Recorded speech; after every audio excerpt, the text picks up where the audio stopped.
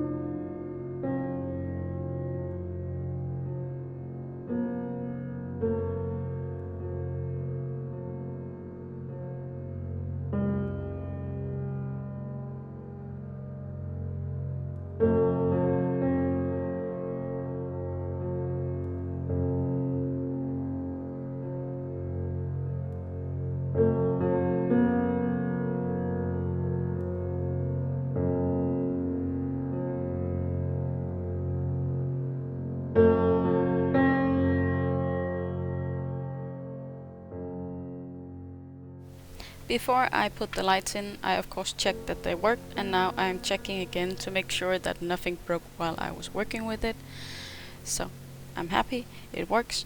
And now I have to attach the battery box to the back side of the actual box. I want it to be easy to access, that's why I'm putting it at the top part of the box. The few things I'm gonna decorate the box with will somewhat hide the switch.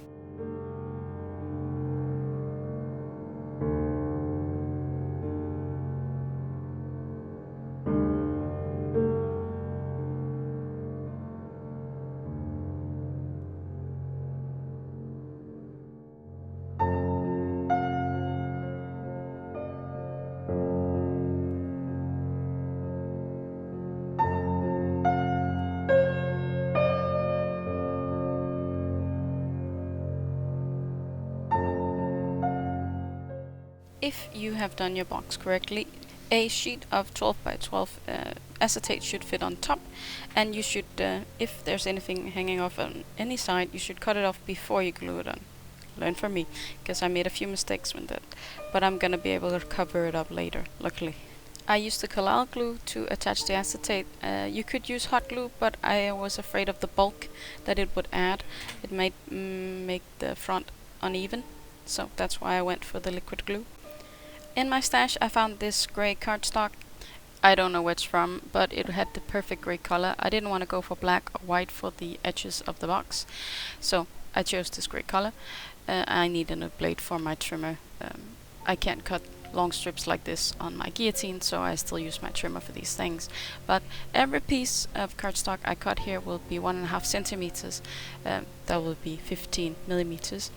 Since the foam strips are 10 millimeters in depth, I will need the extra 5 millimeters to cover up the string lights best as possible to get a clean edge. So I'm just gonna attach it with the glue here. The plan is to make every strip overlap with the next one so that it gives a pattern on it. You could miter the edges as well, but I didn't want to risk having something shine through from underneath.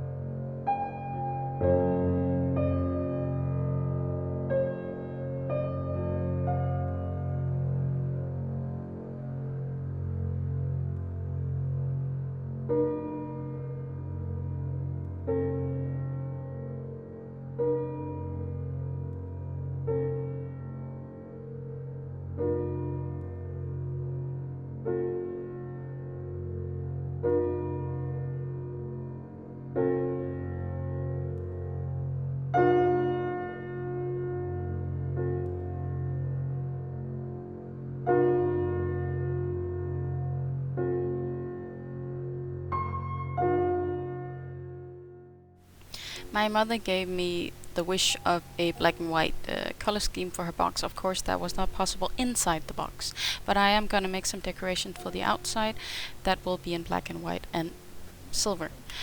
Since the box has this acetate front, the first thing you'll actually see are the decorations on the outside, which makes it fit in better with her color scheme.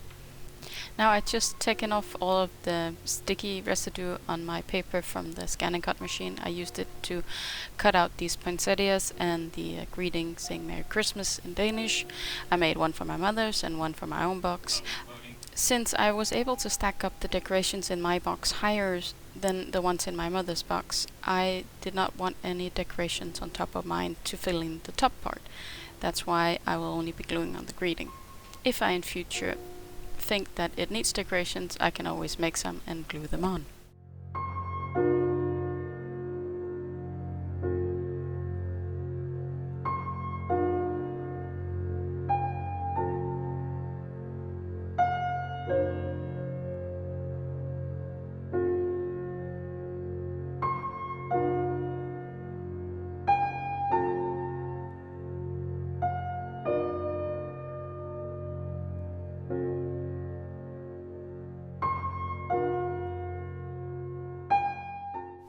I did not design the font I used for the greeting on the boxes, but I did design these poinsettias. I do like to curl the leaves a great deal, that's why I'm going to be putting them together with the hot glue, because it's just easier to work with. Although the center parts are a bit delicate and I was afraid there was going to be too much glue oozing out around these little stems, so I'm going to use some Collal glue for those.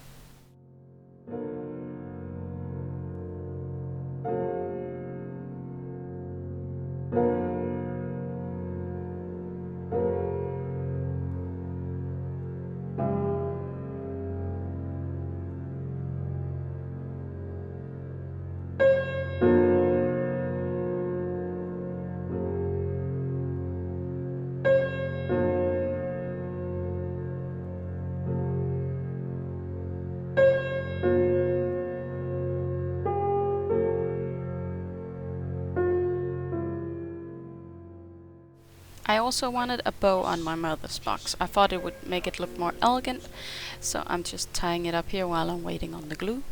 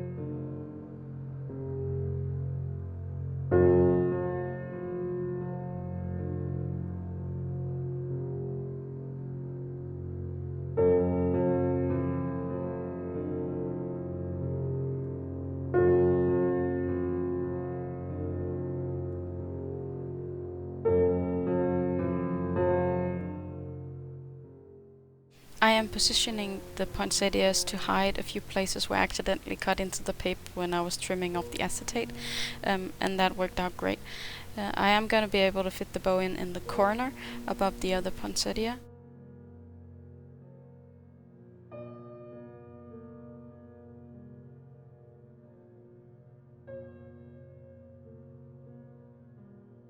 Now I have shown my mother pictures of the box. She couldn't wait till we see each other closer to Christmas, and she loves it. And she actually told me she found more old Christmas decor, some things that my brother and I made, that she actually would love to have in a box as well. So I'll be making another one of these in the future. Now I'm glad she loves hers, and I do love mine, but this was a long project, and it turned out great. I will do it again, that's for sure. But I am looking forward to some more simple projects. So I'm just gonna show you some images, some video of the boxes here before we close up the video. If you're still with me, thank you. I hope you like it, and maybe you'll try to make your own. I will link Sam's video also in the description, so you can see where I got my inspiration, and her style is very different from mine. She uses a lot of tinsel and some even older decor than I have in mine. Until next week, where I will be making another big project, I hope you'll be having a good day, evening, or night.